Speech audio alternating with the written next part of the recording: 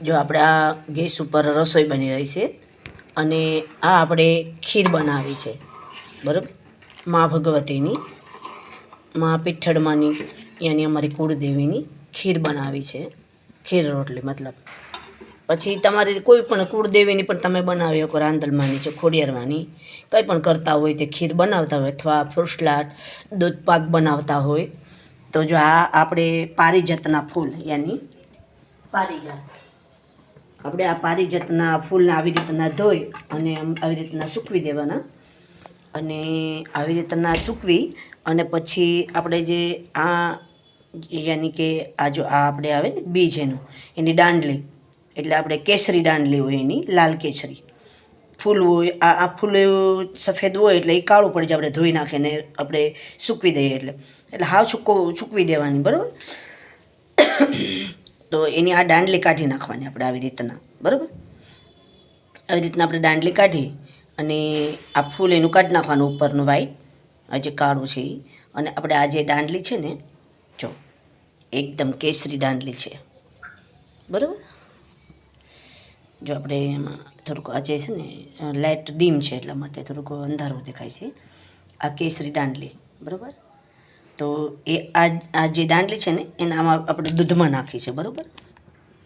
જે આપણે દૂધમાં નાખી છે આને, તો આ જે અંધારું છે થોડુંક, જો આ દૂધમાં નાખી છે ને જોવાનું, એમાં જો એકદમ એ કેસરી બની જાય, પીળું કેસરી બની જાય, એને દૂધમાં થોડુંક દાંડલી બધી કાઢી અને દૂધમાં પલાળવા દેવાની. એટલે પલળી જાય એટલે સરસ મજાનું કેસરી દૂધ થઈ જાય. એ આપણે કેસરી દૂધ અત્યારે આપણે હમણાં ગળણીમાં ગાળી અને આપણે આમાં દૂધમાં આવી રીતના ખીરમાં આપણે નાખી દઈશું, બરાબર ને. જો આવી રીતના આપણે ગાળી નાખશું. જો આસપાસ અત્યારે ગળણી નથી એટલે હું એમને નાખું છું, બરાબર. તો આપણે એકદમ આ જે ખીર છે એ એકદમ, એક મિનિટ હું ગળણી બદલાઈ લઉં છું.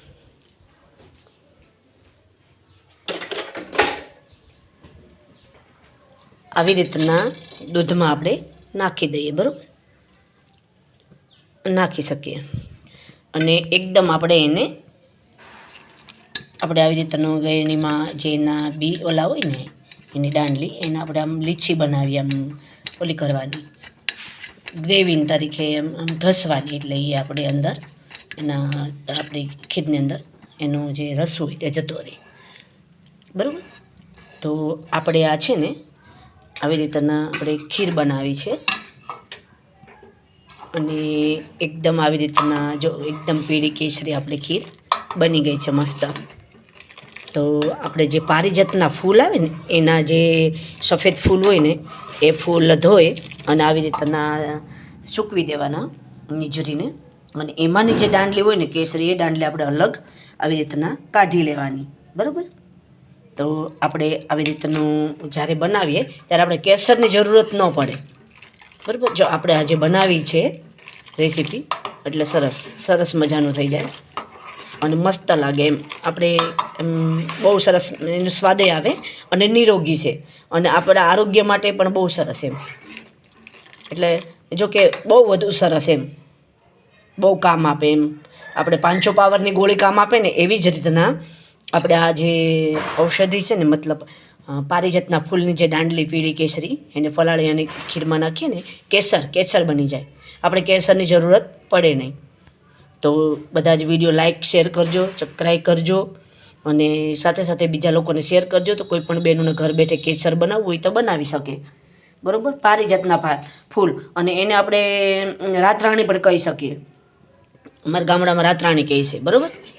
તો હાલો, જય માતાજી. આપણે રેસીપી બનાવી છે, કોઈ પણ બહેનો બનાવી તો બનાવી શકે.